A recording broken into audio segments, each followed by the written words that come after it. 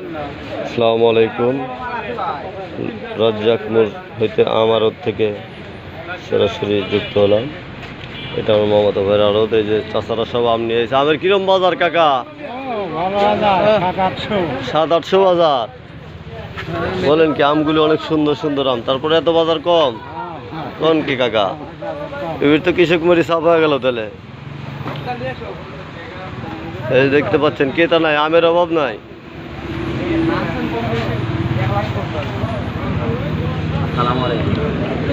আসসালামু আলাইকুম চাচা। আম কার বিক্রি করতে আনছেন? কেন দাম কত বলতে সেটা? কোনো পার্টি নাই, বিক্রি কম, বাজার কম।